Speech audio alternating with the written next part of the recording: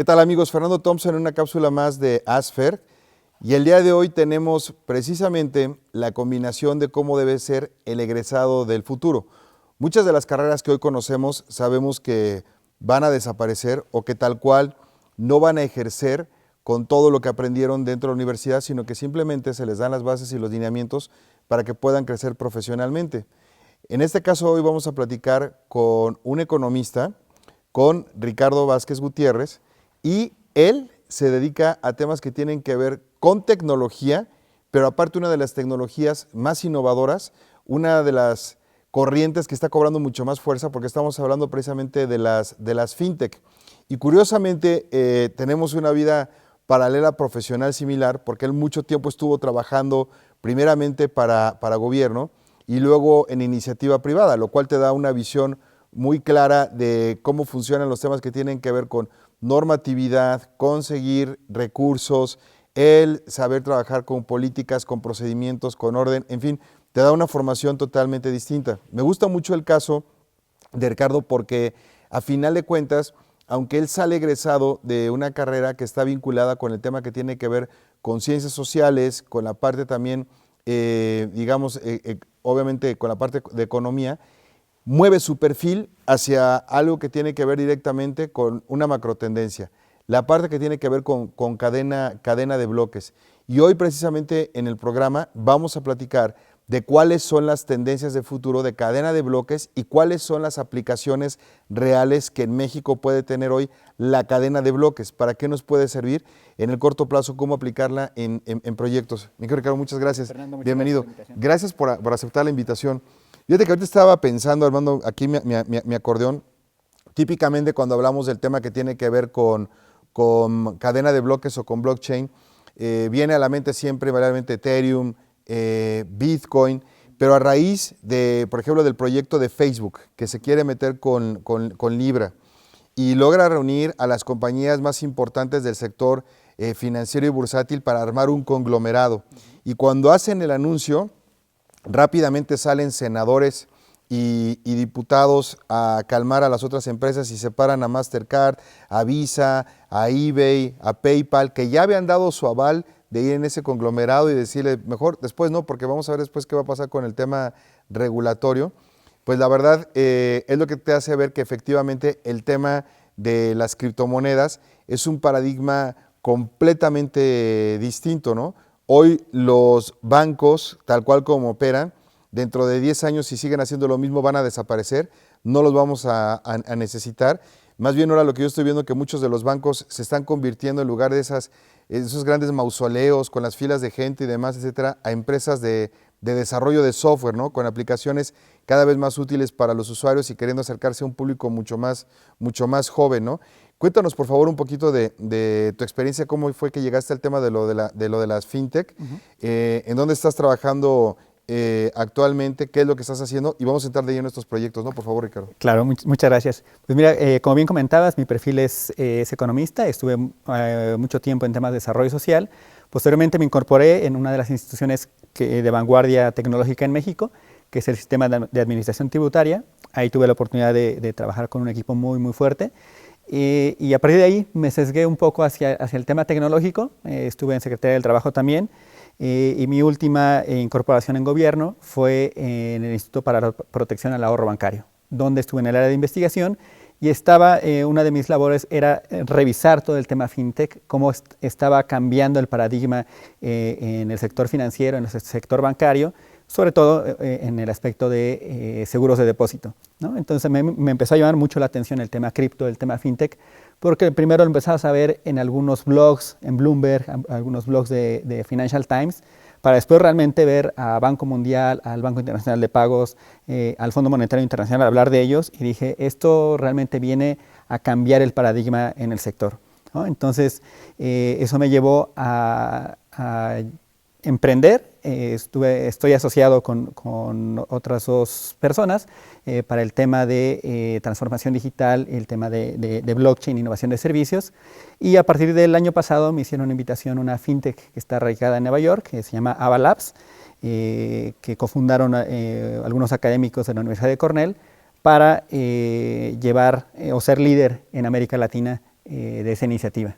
Curiosamente, América Latina y particularmente México, de todas las tendencias tecnológicas, yo sí considero que la parte de fintech es en la que podremos tomar nosotros el liderazgo, y ejemplos hay varios, ¿no? Porque, por ejemplo, en inteligencia artificial y en temas de 5G y de 6G, ya se nos fue el tren hace mucho tiempo, ese lo tiene directamente China y Estados Unidos. En el Internet de las Cosas también pues ya se nos adelantaron muchísimos países, India está demasiado avanzado, también Europa Central, pero curiosamente fintech en temas que tienen que ver particularmente, y no con México, sino con América Latina, creo que lo podremos hacer bien. Hay varios ejemplos, por ejemplo, Bitso, una de las startups, la verdad, mucho más consolidadas, mexicana, sí efectivamente también chicos mexicanos que estudiaron en los Estados Unidos y regresan con esta nueva visión del tema de las fintechs, no lo han hecho bien, lo han hecho extraordinario. Bitso lo ha hecho extraordinario. Hace 2 años me tocó estar de juez en un concurso que organizó la firma rusa Kaspersky para premiar propuestas de innovación de negocios. Llegaron 14 empresas de toda la República Mexicana y el equipo ganador fue un equipo que propuso una solución de contratos inteligentes utilizando cadena de bloques, donde prácticamente hacen desaparecer toda la logística y la labor que hace de formalización, por ejemplo, una notaría. Y me llamó mucho la atención porque técnicamente fue la que más me gustó, pero no había ningún ingeniero en su equipo y todos eran jovencitos que habían estudiado Derecho, pero que se clavaron muy fuerte en el tema que tiene que ver con blockchain. Crearon el algoritmo y el servicio ya lo tienen operando y ganaron el primer lugar. Entonces, yo sí veo un campo muy fértil en América Latina. ¿Qué es lo que está viendo Ava Labs? ¿En qué proyectos han estado ustedes involucrados? En concreto, por ejemplo, para América Latina, ¿dónde ves las oportunidades? Claro, creo que lo mencionaste muy bien. América Latina es un campo muy fértil. ¿Por qué? Porque ya tenemos un ecosistema, una infraestructura muy importante que se remonta incluso a temas de la firma electrónica, ¿no? Eso te da pie a que se dé una infraestructura de servicios muy, muy amplia, ¿no? Y hay muchas startups que han tomado la Fiel como punta de lanza, como como palanca para impulsar sus startups, ¿no? Entonces, hay muchas startups, sobre todo sudamericanas, colombianas, chilenas, que cuando quieren escalar, cuando quieren levantar capital, lo primero que le dicen, ¿ya estás operando en México?